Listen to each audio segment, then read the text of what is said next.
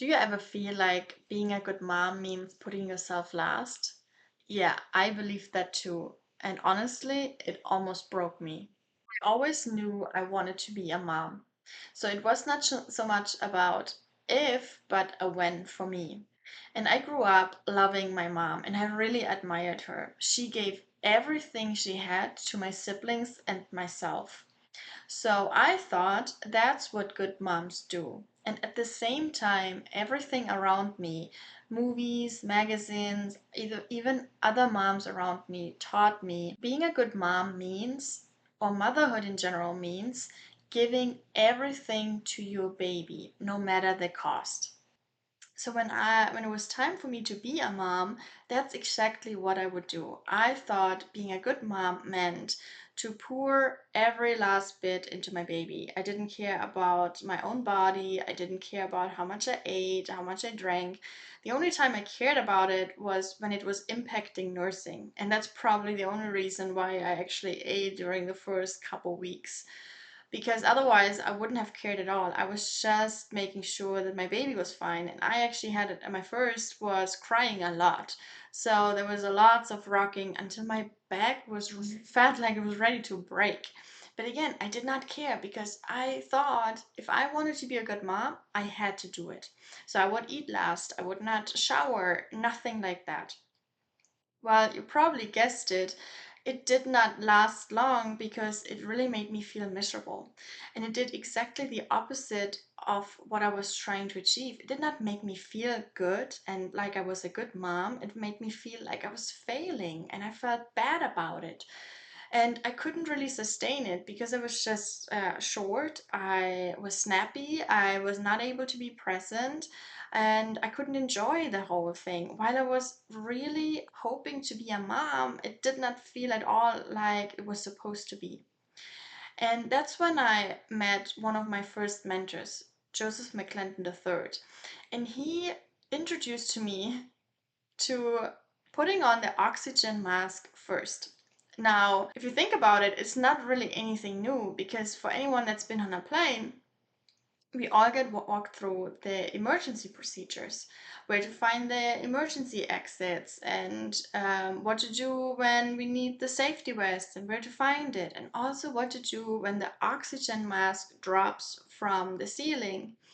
They always say, put on your oxygen mask first, then assist your children, your partner, or anyone else in need.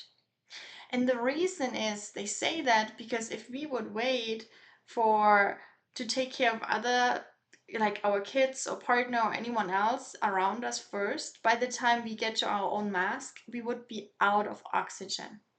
So we need to put ourselves first. And that is exactly the same thing that we need to do in our day to day life. And once I heard this and understood this concept, I flipped the script.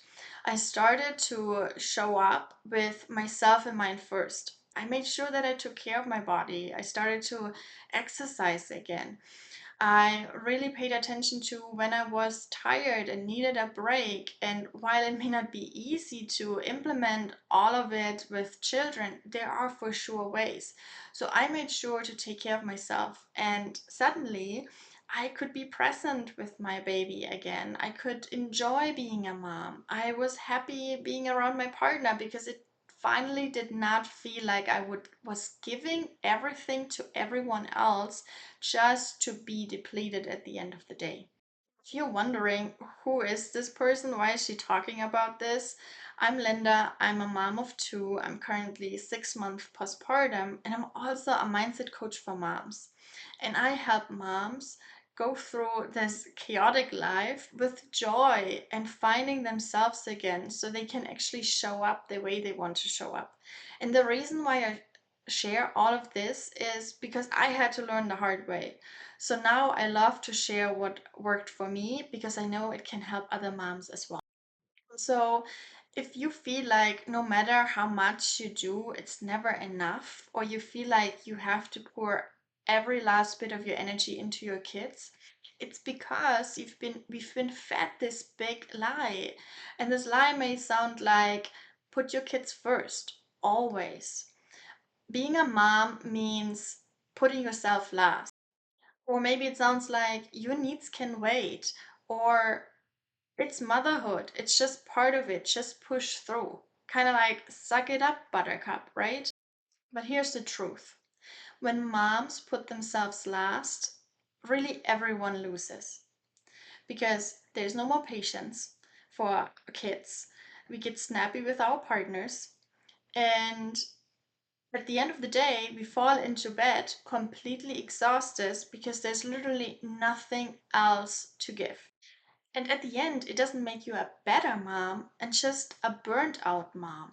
And if you're looking for a place to keep these conversations going, I invite you to join my free Facebook group that I created for moms, where we talk about everything guilt, overwhelm, and stress, so we can flip the script and come equipped with tools and strategies that allow us to show up in life the way we actually want to show up, so we can be present with the people we love again and enjoy life. And this is the shift I want you to hear today. A good mom doesn't put herself last.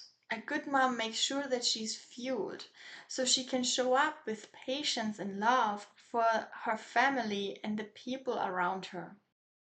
Think of it like this. If your phone is dead, and my phone actually happened to just run out of battery, it cannot do anything, right?